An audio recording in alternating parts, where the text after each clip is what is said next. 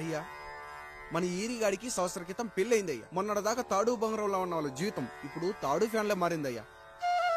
తన భర్తకి తల్లిదండ్రులు ఎక్కువయ్యారయ్యా. కట్టుకున్న భార్యకి చీర కొనడం కంటే అమ్మా నాన్నలకు మాత్రం మందులు కొనటమే తన సంతోషం. పొద్దున లేచిన దగ్గర నుంచి తల్లిదండ్రుల పనులు పెళ్ళ ముద్దు ముచ్చట తీర్చట్లేదని తల్లిదండ్రులను వృద్ధాశ్రమంలో చేరిస్తే తను తన భర్త సంతోషంగా ఉంటామని వీరిగాడి భార్య సావిత్రి రచ్చబండి ఫిర్యాదు చేసిందయ్యా. చూడమ్మా, ప్రతి స్త్రీ జీవితం 3 ఆకులతో ముడిపడి ఉంటుంది. పెళ్లిల్లో మావిడాకులు, శోభనం గదిలో తమలపాకులు, ఆ తర్వాత భర్తతో విడాకులు. మావిడాకులు గుమ్మానికి కట్టొచ్చు, తమలపాకులతో కిల్లీలు కట్టొచ్చు, కానీ విడాకులతో కాపురాలను కట్టలేమమ్మా, కట్టలేం. నన్నేం చేయమంటారు? నాకంటూ కోరికలుండవా? భర్తతో సరదాగా ఒక్కదాన్నే గొడవ పడాలని, ఆయన కష్టపడి అలిసొస్తే పక్కింటి వాళ్ల కబుర్లన్నీ చెప్పాలని, వచ్చిన జీతం మొత్తం చేతికిచ్చాక నేనే 10వ 12వ చేతిలో పెడితే ఆయన కళ్లల్లో ఆనందం చూడాలని నాకనిపించదా? ఎంతసేపు అమ్మా నాన్న అంటూ వాళ్ల కొంగు పట్టుకుని తిరగడమే తప్ప నా పైట పట్టుకుని తిరిగిందే లేదు. నాకు విడాకులొద్దు, నా భర్త నాకు కావాలి. ఎరా, నీ భార్య చెప్పింది విన్నావుగా, ఏమంటావు? అయ్యా, మీరు నా వైపు కూడా ఆలోచించండి అయ్యా. 9 నెలలు నా తల్లి కష్టపడి కనీ పెంచితే 20 ఏళ్ళు నా తండ్రి నన్ను పోషించాడు. నిన్నగాక మొన్నొచ్చింది. ఇది మమ్మల్ని విడదీయాలంటే ఎలాగయ్యా? నాకు నా పిల్లం కంటే నా తల్లిదండ్రులు ఎక్కువయ్యా.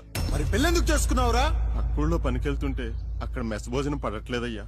ఇలావంటే పని మనిషి అనుకుంటున్నావారా?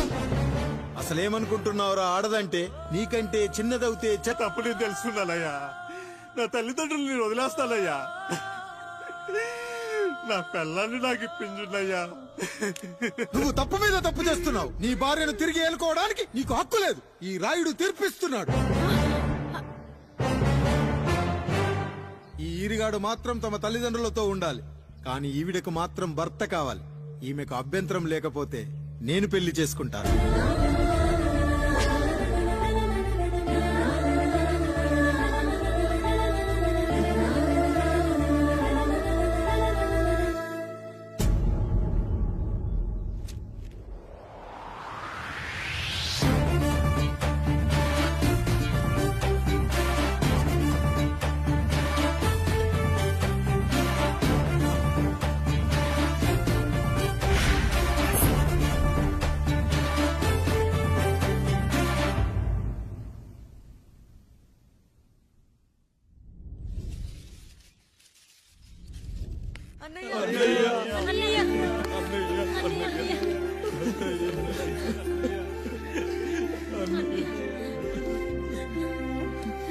రాత్రి చాలా భయం వేసిందనయ్యా.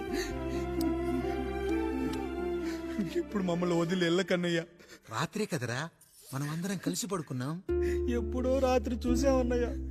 నిన్ను చూడకుండా ఒక్క అరగంట కూడా ఉండలేకపోతున్నా. నిన్ను చూసి చాలా రోజులైనట్టుంది అన్నయ్య.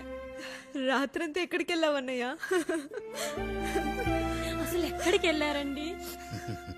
ఇంట్లో దోమలు కుడుతున్నాయని అలా పక్కనే ఉన్న గడ్డివాం దగ్గర పడుకున్నా. మన రత్తాలు వాళ్ళ ఆయన ఊళ్ళో లేడంది. సరే అని తను తోడుగా తీసుకెళ్లా.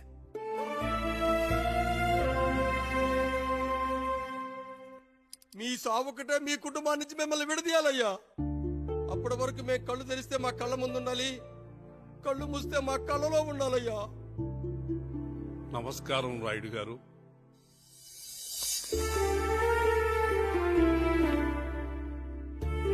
నమస్తే. ఏం జడ్జి గారు ఎప్పుడొచ్చారు? ఇప్పుడే. రాయుడు గారు, మీ కుటుంబం గురించి వినడమే గాని ఇప్పుడే చూస్తున్నాను. ఒక్కసారి మీ కుటుంబ సభ్యుల్ని నాకు పరిచయం చేయండి రాయుడు గారు. వాళ్ళు నా తమ్ముళ్ళు. నమస్కారం. మొత్తం ముగ్గురా? కాదు, నలుగురు. వాడు వేరే షూట్ లో ఉన్నాడు. వీళ్ళు నా చెల్లెళ్ళు. నమస్కారం తల్లి. వీళ్ళు నా భార్యలు. నమస్కారం అమ్మా. వీళ్ళు నా బంధువులు. నమస్కారం. నా జీవితంలో ఎంతో ముఖ్యమైన, ఆ, ఇష్టమైన, ప్రాణమైన ఆ. మరో మనిషిని మీకు పరిచయం చేయాలి. ఆవిడే.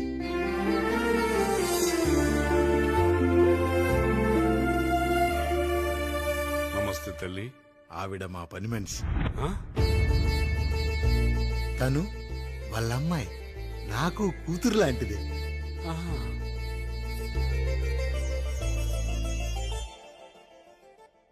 ఆ ఫోటోలోని వ్యక్తి ఎవరమ్మా? మీ ఆయన?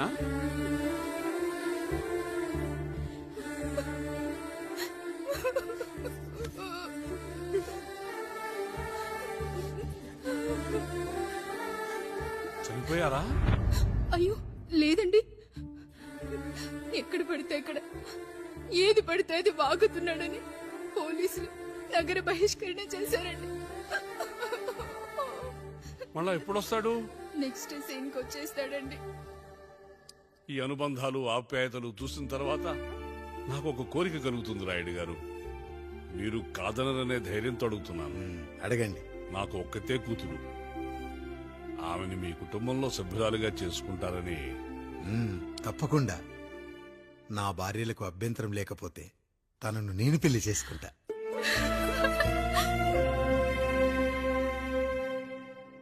అయ్యో, మీరు పొరపాటుగా అర్థం చేసుకున్నారు. మీ పెద్ద తమ్ముడికి ఇచ్చి చేస్తారని.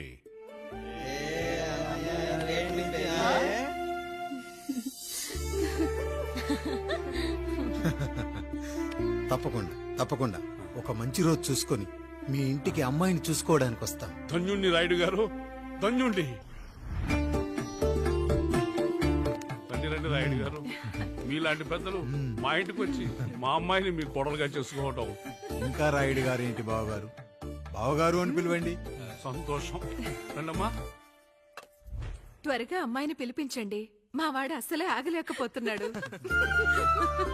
మా వాడు చిన్నప్పటి నుంచి అంతేనండి, కక్కొచ్చినా ఏమొచ్చినా ఆపుకోలేడు.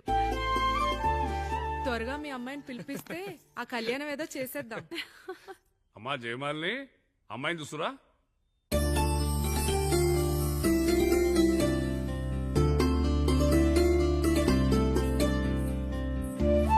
కూర్చోమ్మా. నువ్వు కూడా అబ్బాయిని చూడమ్మా.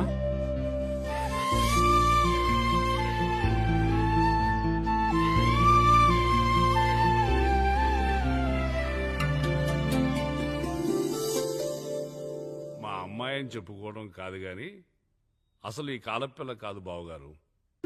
రాత్రంతా బయట తిరిగినా కోడి కుయ్యకు ముందు ఇంటికి వచ్చేస్తుందండి. మళ్ళా ఊరంతా నిద్రలేస్తే తప్పుగా అనుకుంటారు కదా. తను తిరిగే స్నేహితుల్లో పచ్చి తాగుబోతులు తిరుగుబోతులు ఉన్నారు. కానీ ఆ విషయాన్ని తన మనసులోనే పెట్టుకుంటుంది గాని స్నేహితుల గురించి ఎప్పుడూ చెడుగా చెప్పింది లేదు బావగారు. దీని చిన్నప్పుడే నా భార్య కారు డ్రైవర్తో కలిసి పక్క సందులోనే కూరగాయల మార్కెట్కి వెళ్ళి తప్పిపోయారు. అప్పటి నుంచి ఎంత వెతికించినా మా డ్రైవరు కనపడలేదు, నా భార్య దొరకలేదు.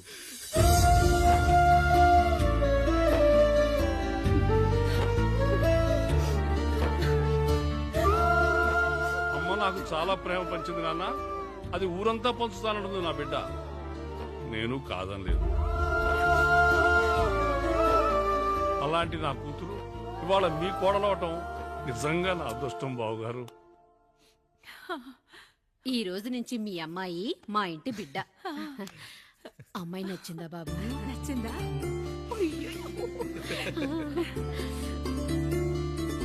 వాడికేం తెలుసు అన్నయ్య గారు, చిన్న పిల్లాడు.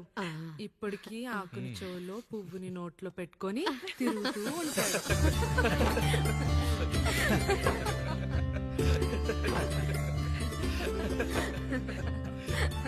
ఇంకంత శుభం అన్నమాట. ఇక తాంబూలవి మార్చుకుందాం. ఒక నిమిషం ఆగి, నేను చెప్పేది ఒకసారి నా మాట క్షణం కూడా ఉండను. ప్లీజ్. అమ్మా శారదా, పెద్దవాళ్ళు వచ్చారమ్మా, మనల్ని చూస్తున్నారు. అమ్మాయికి పెళ్లి చూపురమ్మా. ఈ టైంలో నువ్వు ఇలా అలర్ట్ చేస్తే దాని జీవితం నాశనం అవుతుంది తల్లి. లోపలికి వెళ్ళు, తర్వాత మాట్లాడదాం. ఇక్కడ మీ కోడలు కాపురం కాలిపోతుంటే మీరు ఆ మంటల్లో మీ కూతురు పెళ్లికి కాఫీలు పెట్టిస్తున్నారా? ఈ ఇంట్లో నేను ఇంకొక క్షణం కూడా ఉండను. ఒక్క నిమిషం తల్లి, అసలేం జరిగిందో నాకు చెప్పమ్మా. ఈయన మంచోడని 6 నెలల క్రితం నాకు పెళ్లి చేశారు. మొదట్లో బాగానే ఉన్నాడు, ఆ తర్వాత ఒక రోజు మందు కొట్టాడు. కొని తాగింది దిగాక మంచోడుగా ఉంటాడు అనుకుంటే ఈ మధ్య చెడు తిరుగుళ్ళు తిరుగుతున్నాడు. ఊరవతల చిన్నిల్లు కూడా పెట్టేశాడు. మీరే చెప్పండి రాయుడు గారు, ఈ ఇంట్లో నేను ఉండాలా, వెళ్ళిపోవాలా, ఈయన్ని వదిలేయాలా, అక్కర్లేదా? ఎస్, వదిలేయాలమ్మా. వదిలేయాల్సింది నీ భర్తను కాదు, అతనిలోని లోపాలు. ఆశ్చర్యపోతున్నావు కదూ? ఒక మగాడి బాధ సాటి మగాడిగా నేను చెప్తానమ్మా. ఆడదాని ప్రేమ వెలిగించిన అగరొత్తి లాంటిది. ఒకడు వెలిగించగానే కొన్ని గంటల్లో బూడిదైపోతుంది. కాని మగాడి ప్రేమ దీపం లాంటిది. తాను కాలుతూ కూడా నలుగురిని వెలిగించుకుంటాడు. ఆ వెలుగులో ఆనందాన్ని వెతుక్కుంటాడు. చూడమ్మా శారద, నువ్వు కాకిలోని నలుపును చూస్తున్నావు, నేను దాని రెట్టలో తెలుపును చూస్తున్నాను. మొగడు మందు కొట్టొస్తే నిన్ను కొట్టలేదని సంతోషపడాలి గాని బాధపడకూడదమ్మా. ఇక చిన్నిల్లు సంగతి అంటావా? రుచిగా ఉందని లొట్టలేసుకుంటూ సగం తిన్న బిర్యానీలో కుక్క మూతి పెట్టిందని తెలిసాక దాన్ని పారేసుకుని ఆకలిని చంపుకోవడం కంటే నాకింది మనింటి కుక్కే కదా దాని మూతిపళ్ళు రాలగొట్టి ఇంట్లో కట్టేయాలి. నీ భర్త కూడా అలాంటి కుక్కలాంటి వాడేనమ్మా.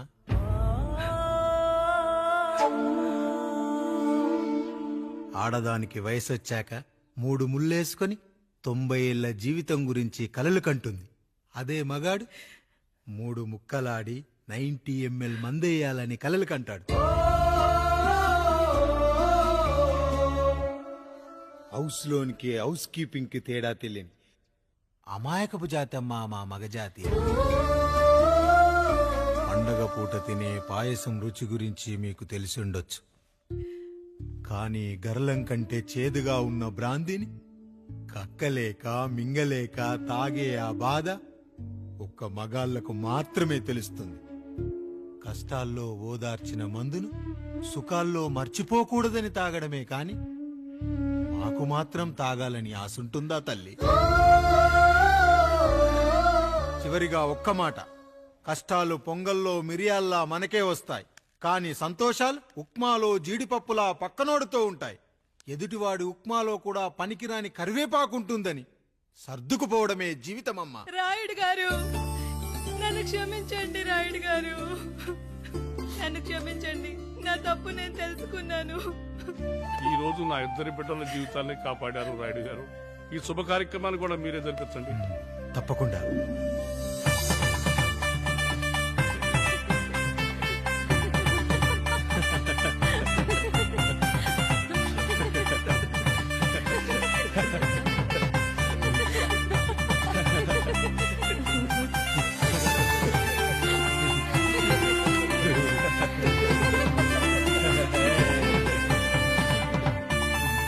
రాముడు, పండు, మీరు దీవించండి.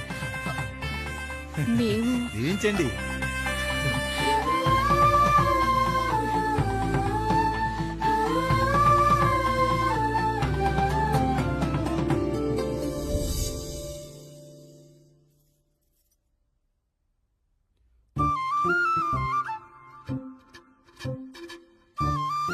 తింటారా?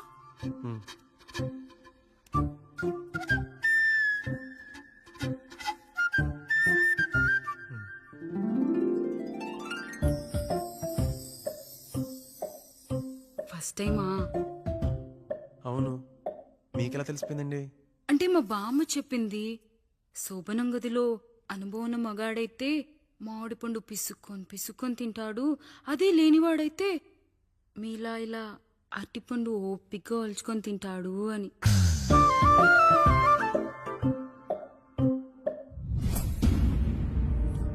ఏంటవి? అవేంటో తెలీదా? ఫ్రెండ్స్కి పెళ్ళని చెప్తే హ్యాపీ బర్త్డే అనుకొని బెలూన్స్ ఇచ్చారు. ఫీల్ అవుతారు కదా అని 4 అక్కడ కట్టాను.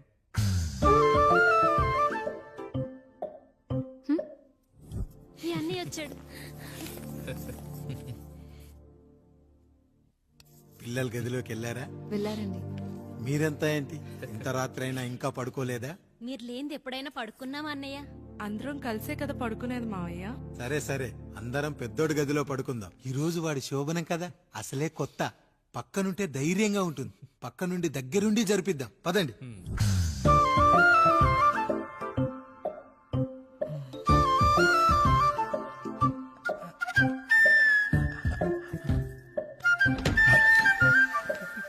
కానివ్వండి రా, కానివ్వండి కానివ్వండి. మీరేం మావయ్య ఇక్కడ పడుకుంటున్నారు? అదేంటమ్మా పెద్దోడా చెప్పలేదా, మేమంతా కలిసే పడుకుంటామమ్మా. నువ్వు మాతో పాటే. అవును భార్గవి. మీరు ఊరుకోండి. మీరు ఇక్కడ పడుకోవడం నాకు ఇష్టం లేదు మావయ్య.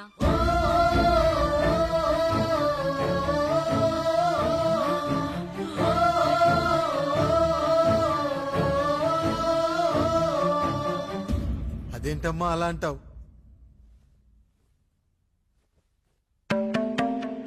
ఎన్నో చూసాం, ఎన్నో చేశాం. దుక్కి దున్ని కోత కోయకుండానే ఈ విత్తనాలన్నీ మొలకొచ్చాయంటావా తల్లి? అవన్నీ నాకు తెలియదు మావయ్య. మర్యాదగా బయటికి వెళ్ళండి.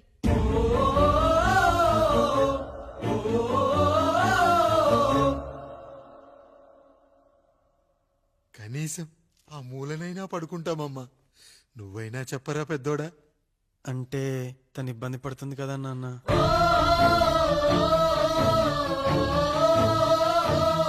నువ్వు కూడా ఏంట్రా, పిల్లలేదో ఆశపడుతున్నారమ్మా. ఒక్కసారి ఆలోచించమ్మా. మావయ్య మీరు బయటికి వెళ్తే మేము తలుపులేసుకుంటాం.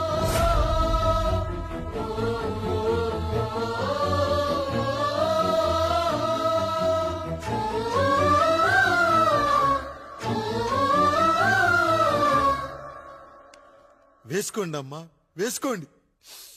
తలుపులు వేసుకోండి.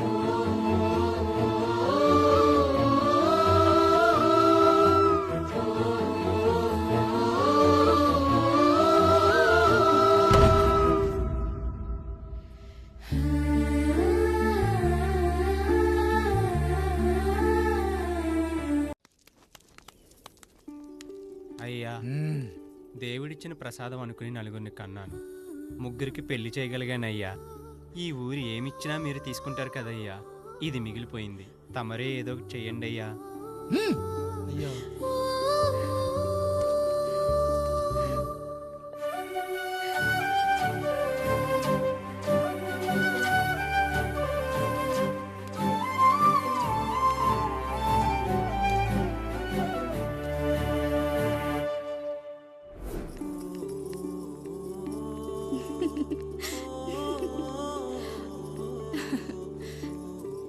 ఈ ఇల్లు, ఆస్తి, ఇంత గొప్ప భర్త, పిల్లలు చాలా ఆనందంగా ఉందండి.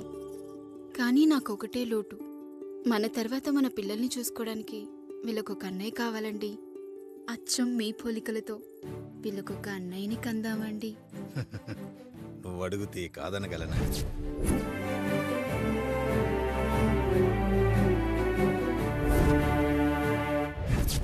నానా రాయుడెక్కడా? ఇప్పుడే వస్తున్నాను నాన్న.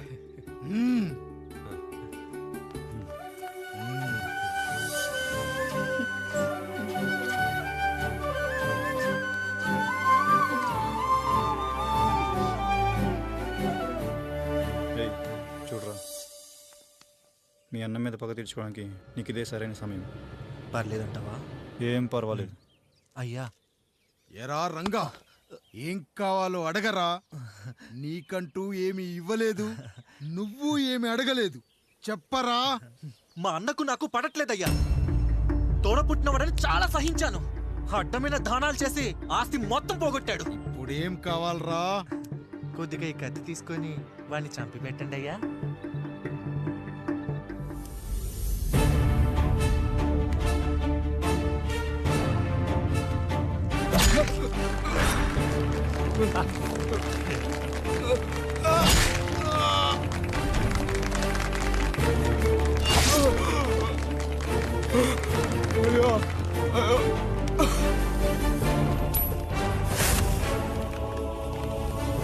నాయుడు, అన్యాయంగా మా నాన్నని చంపేశావు. గుర్తుంచుకో, ఈ నాయుడి కొడుకు నీ కుటుంబం పాలిట సైనికుడిగా మారబోతున్నాడు. నిన్ను, నీ కొడుకుని, ఆడికి పుట్టబోయే కొడుకుని అందరినీ లేపేస్తా.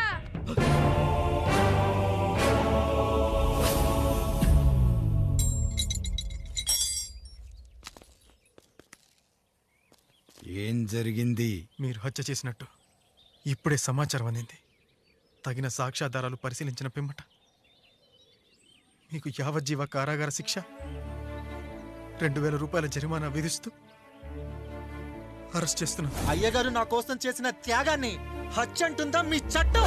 ఇదెక్కడ న్యాయం? మనిషికి ఇచ్చిన మాట నిలబెట్టుకుంటే అరెస్ట్ చేస్తారా? ఏ దేశంలో ఉంది చట్టం? నన్ను ఏం చేయమంటారు రాయుడు గారు?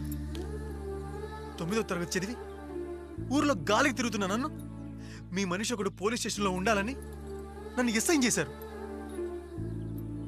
సాటి మనిషిని స్వేచ్ఛగా హత్య చేసుకోవాలని దౌర్భాగ్య స్థితిలో బతుకుతున్నాం మనం. మీరు చేసిన ఈ గొప్ప పనిని అర్థం చేసుకునే సంస్కారం, విజ్ఞత, విజ్ఞానం మాకు లేవు సార్, మాకు లేవు.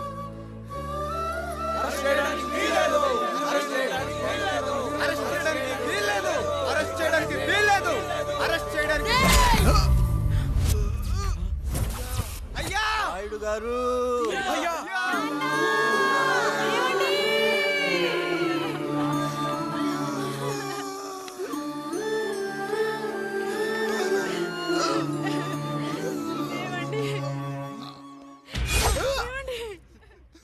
నొప్పిగా ఉందిరా.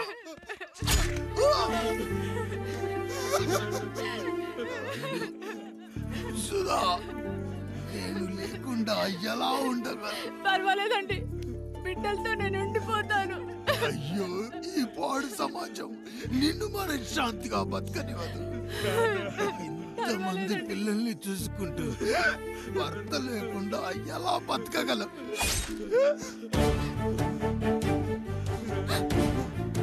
వద్దండి.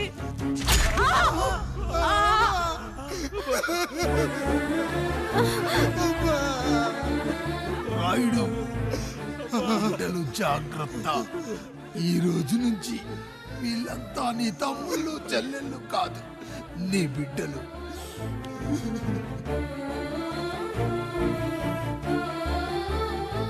ఎక్కడికి వెళ్ళనరా.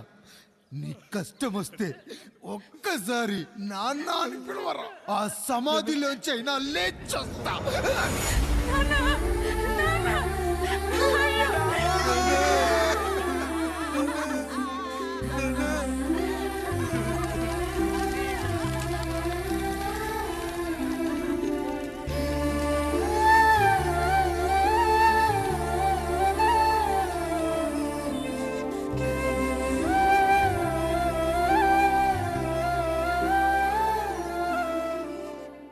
ఇందు మూలంగా 50 మందికి తెలియజేయనదేమనగా, ఊరికి కొత్తగా వచ్చిన యాండ్రాయిడ్ తన తండ్రి పెదరాయుడు అని ఆస్తిలో వాటా పంచమని రచ్చబండిని ఆశ్రయించడం వలన గ్రామ పెద్దలందరూ రేపు 11 గంటలకు రాయుడు గారింటికి రావాల్సిందిగా కోరుతున్నాము.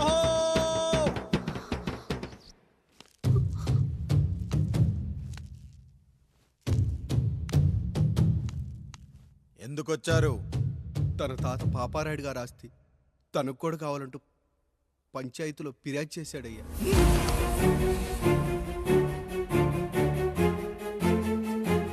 మస్తా గారు, ఆ దస్తావేజులు ఇవ్వండి. అయ్యా, మరి మా సంగతి ఏంటి? అడగరేంటి? అవునన్నయ్య, ఈరోజు మీ పన్మేష్ కొడుకొచ్చాడు, రేపు ఆ పాల్దాన్ కూతురు వస్తుంది.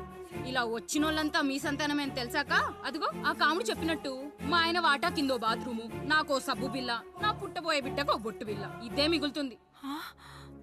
అయినా ఊరి జనాభా కన్నా అన్నయ్య పిల్లల సంఖ్య ఎక్కువైపోతుంది. వాళ్ళందరూ ఇంటి మీదకి వచ్చేలోపు మా ఆస్తి మాకు ఇచ్చేస్తే మా బతుకులు మేము బతికేస్తాంగా. అవునన్నయ్య, మా ఆస్తి మాకు కావాలంతే. ఎవరిని పట్టుకుని ఏం మాట్లాడుతున్నారయ్యా? ఉన్నప్పటి నుంచి ఆయన మిమ్మల్ని సాగుతూ ఉన్నారు. ఈరోజు పెరిగి పండయ్యాక మా దారి మేము చూసుకుంటాం అనడం న్యాయం కాదయ్యా, న్యాయం కాదు. ఏ ఆయన నీకో కొడుకునిచ్చాడా? వాడి పేరేంటి? ఐఫోనా? ఎరా, ఆస్తి కావాలా? 4 బ్రష్లతో తోముకుంటే ఎక్కడ విడిపోతామో అని నా బ్రష్, టూత్ పేస్ట్ నీకు త్యాగం చేసినప్పుడు అప్పుడు అడగాల్సిందిరా, అన్నయ్య ఆస్తి కావాలి అని. ఎరా, నేను వాడిపారేసిన లంగోటాలు మార్చి మార్చి చొక్కాలు చేతిగుడ్డలుగా వాడారే, అప్పుడు అడగాల్సిందిరా, అన్నయ్య ఆస్తి పంచు అని.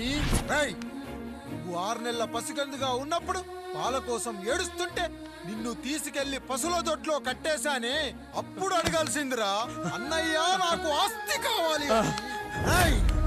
మా తండ్రి గారు పాపారాయుడు పోలికలు నాకు, నా పోలికలు ఆండ్రాయిడ్కి. అసలు మా కుటుంబంలో ఏ పోలికలు లేని మీకు ఎందుకు ఇవ్వాలరా ఆస్తి? ఆస్తి లేదు, గీస్తి లేదు, గెట్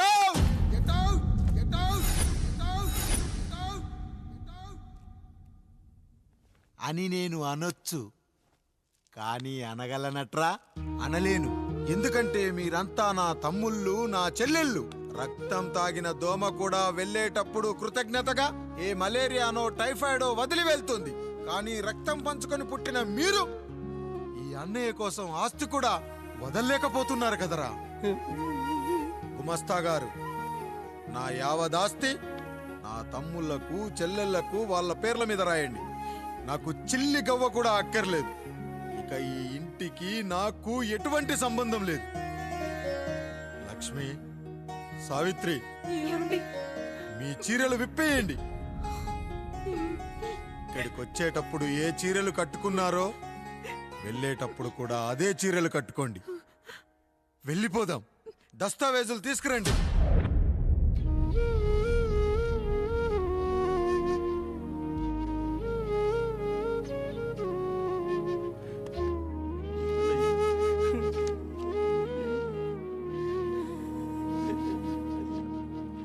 ఇక ఈ ఇంట్లో నా పేరు వినపడితే నా తమ్ముళ్ళు, చెల్లెళ్ళు బాధపడతారయ్యా. ఈ ఇంట్లోనే కాదు, ఈ దస్తావేజులో కూడా నా పేరు ఉండకూడదు. నేను ఇక్కడ సంతకం పెట్టి వీళ్ళ మనసు నొప్పించలేను. అయ్యా, మొత్తం వదిలేసి మీరెలా బతుకుతారయ్యా? ఎండకు నీడలా, వర్షానికి గొడుగులా నన్ను ఇన్నాళ్ళు కాపాడింది. కష్టాల్లో, సుఖాల్లో నాకు తోడుగా నిలిచింది. నా నిజమైన ఆస్తిని, కుటుంబ గౌరవాన్ని కాపాడింది. ఇదేరా నా ఆస్తి, అంతస్తు. ఇదే మా నాన్నగారిచ్చిన లంగోట. బంగారం లాంటి తమ్ముళ్ళే లేనప్పుడు నాకు మాత్రం ఈ బట్టలెందుకురా?